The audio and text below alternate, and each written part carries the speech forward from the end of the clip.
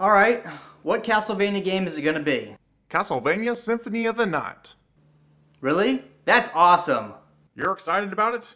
Damn, I should change the game. No, let's do Symphony of the Night. I can talk about Symphony of the Night. Really? What do you think you can say about the game that hasn't already been said? Oh, I can say plenty.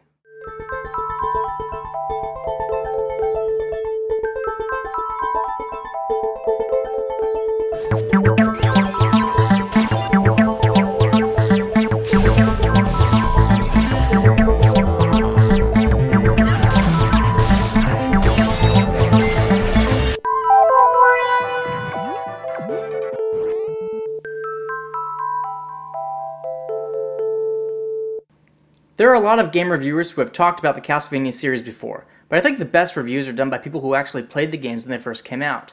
Since I happen to be one of those people, hopefully this review will be as informative as ones done by others, but focusing more on what I like to call the Great Castlevania Shift of 1997.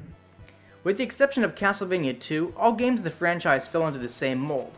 2D platformer action-adventure games where you walk from one side of the screen to the other. The hardest thing about these games was the controls. The games were notorious not for shitty controls, but for limited controls. The gameplay was all about timing and it punished you severely if you were off by even a millisecond.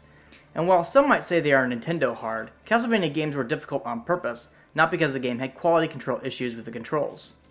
It was a different age than today where a lot of games have controls that allow the player a lot of breathing room for mistakes. If you really pay attention to a lot of action-adventure games made recently, the collision detection for character attacks extend beyond the boundaries of attacks artwork. And enemy attacks may even have collision detection inside their artwork. So it can look like your character was actually hit by an attack, but the game doesn't register the damage. Anyway, enough of my rambling. Symphony of the Night marked a turning point in the Castlevania series because for the first time the controls were extremely forgiving. Alucard is graceful with every movement he makes. He can spam attacks, and he can jump much higher than any prior Castlevania protagonist could dream of. Symphony of the Night is also an action RPG, so you can kill weak enemies over and over again to level up and increase Alucard's stats. So if you have difficulties, you can power level your way through them. As much as I love the game, the honest truth is that Symphony of the Night is a very different creature than previous Castlevania games, and this upset many die-hard fans of the franchise. This is not to say the game doesn't have its challenge. Alucard starts out insanely weak, and until you get access to powerful items, if you don't pay attention you can easily die. You can also enter a code to make Alucard weaker than normal, which I can assume is there to let fans of the old school gameplay still have something to punish themselves on. It seems old news now, but Alucard was the first Castlevania hero to become an unstoppable god. Some of you may think someone was powerful in his games, but check this shit out. Behold the power of Alucard's shield of unblockable death. Everything dies in seconds with this thing. Even Dracula can't do shit against it. It's freaking ridiculous. Seriously, after you get the shield rod and Alucard's shield, there is no reason to use any other weapon ever. And even before that, one needs only the shield rod and the iron shield to dominate. Even at the start of the game, Alucard has access to a whole bunch of spells that make the game pretty easy. The only difficult thing is trying to get them to actually work. To use spells you need to enter a fighting game style button sequence, and some of them are pretty long. I don't recall it being too difficult to do them with a PlayStation controller, but I'm having a hard time getting the sequences right using the PSP controls. Enough of this boring crap. Talk about the story. The story? Yeah, sorry about that. It's just when I think about Symphony of the Night, the first thing that comes to mind is how different it is from all the other games that came before it. Castlevania Symphony of the Night is a direct sequel to Castlevania Rondo of Blood. Basically, Richter Belmont has gone missing and Dracula's castle has risen in his absence. So Alucard, the son of Dracula from Castlevania 3, awakens from his self-imposed slumber to see what the hell is going on. I won't ruin the story for you if you haven't played the game, but I'll let you know the game has 4 possible endings. And after you beat the game, you have the option to play through it again as Richter Belmont and, depending on the version you have, Maria Renard. In my opinion, Symphony of the Night has one of the best storylines in the franchise because it didn't contradict any other game made before it. If anything, it united them together. It also explained Dracula's motivation for hating humans, as well as giving a reason for why Dracula's castle looked different in each game. The same can't be said for other titles, as many of their games make you ask more questions than they answer. What are you talking about? Well, as an example, let's use the Castlevania Game Boy games. What, you mean Castlevania Legends? No. Stop right there. The first rule of Castlevania chronology discussion is that we do not talk about Sonia Belmont. We pretend she doesn't exist. Because she's a chick? No, because her story sucks. Alucard is supposed to be her lover and Trevor is Alucard's son. Let's really think about this. If that was true, that means people like Trevor and Simon are part vampire, which definitely is not the case. Also, Castlevania Legends' plot breaks continuity for older games in the franchise, and that's why they had to throw it out of the timeline.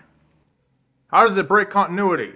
Oh, let me count the ways. First of all, unless one of his followers uses really powerful magic to interfere, Dracula can only resurrect 100 years after his last death. So how can Dracula die in Sonia's game but then be around in Castlevania 3 when Trevor fights him? There's also another issue. The storyline of Castlevania 3 says that Dracula started his war on humanity shortly before the events of Castlevania 3. Trevor Belmont is actually hired by the Pope because the Pope's army was totally destroyed by Dracula's minions. Now, as we know from Symphony of the Night, the reason Dracula started this war on humanity was because his human wife Lisa was burned as a witch by townspeople. Yet Dracula was already on a murderous rampage across Wallachia before this event took place. Since the Japanese storyline of Dracula 3 indicates Dracula recently started the war, I think it's logical to assume Lisa died while Trevor Belmont was alive, which means Dracula has no reason to be sending monsters at townspeople for Sonia Belmont to fight, and Alucard has no reason to want to fight his father because he's primarily doing so to fulfill his mother's last wish. In fact, Konami themselves list Lisa's death as in 1470. Castlevania 3 is supposed to take place in 1476. Castlevania Legends is supposed to take place in 1450. Also, at the end of Symphony of the Night, the conversation Alucard has with Dracula indicates Lisa told Alucard to tell his father something, which Alucard never had the opportunity to do before Symphony of the Night. Had Alucard, as some fansites claim, been a young child when his mother died, and Dracula raised him, it seems highly unlikely Alucard wouldn't have told his father the last words of his mother. So basically, Castlevania Legends doesn't make any goddamn sense when you look at Symphony of the Night and Castlevania 3. It totally screws everything up. But I don't understand. Konami made both games, so they should all make sense together, right? A lot of people don't understand how some Castlevania games suck while others are insanely good because they don't realize how Konami used to be structured. Between 1996 and 2002, Konami had 3 divisions making Castlevania games: Konami Computer Entertainment Tokyo, Konami Computer Entertainment Nagoya, and Konami Computer Entertainment of Kobe. Konami Tokyo was the division that seemed to inherit most of the people who had worked on Castlevania Rondo of Blood, and their first Castlevania title was Symphony of the Night. Konami Kobe then developed 3 Castlevania ship bombs: Castlevania 64, Castlevania 64 Legacy of Darkness, and Circle of the Moon. Finally, the Nagoya division developed Castlevania Legends. A lot of people associate Koji Igarashi as the mouthpiece of the Castlevania franchise. He was the scenario writer for Symphony of the Night, and worked hard to construct a timeline of the Castlevania games to give them continuity. Unfortunately, Koji had no involvement with the games made by divisions other than Tokyo, and they basically did their own thing, and I think this accounts for why the games made by their divisions have mediocre plots compared to the ones made by Tokyo. Eventually, Konami merged Kobe and Nagoya with Tokyo, and put the franchise into the hands of Koji, which, I think, has been one of the best decisions Konami has ever made with a franchise. Okay, so basically some Castlevania games suck because of executive meddling. Basically, yeah. Anyway, Symphony of the Night has a special place in my heart. Way back in the mid-90s, the internet really took off because dial-up internet became pretty affordable. While I was playing Symphony of the Night as a teenager, I got stuck at one point and looked up info about the game online. I discovered a website called the Castlevania Dungeon, which in my mind is the iconic Castlevania fan site. It may not seem that amazing today, but back then, its website design was really ahead of the time. Unlike a lot of fan sites that were basically one page of text and images, the Castlevania Dungeon was organized like a book. I particularly loved the encyclopedia entries on enemies because it talked about the real-life inspiration behind the character designs and names of the monsters. I really thought it was cool how so much of the game lore descends from creative work that came before it. This inspired me to also write stories that contain homages to classic literature, ancient mythology, and pop culture. So in a way, Symphony of the Night is the game that had the most impact on my style as a writer. Castlevania Symphony of the Night is my favorite game in the franchise, and when I try to think about why that is, I find it a little hard to decipher.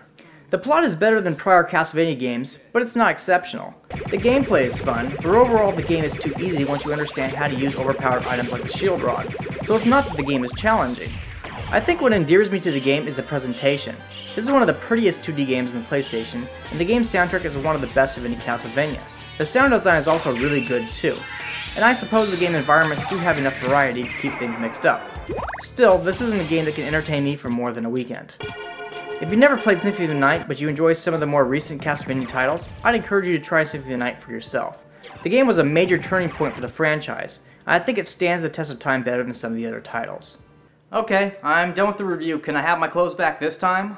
Nope. No? Why the hell not? Because you're not done with the Halloween special.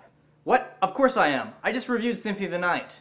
I'm done. Yes, but now you have to complete the review for Castlevania Curse of Darkness. This is a 2-part special. Curse of Darkness? Really? Really? I have to review Curse of Darkness now? If you want to break the curse, then yes.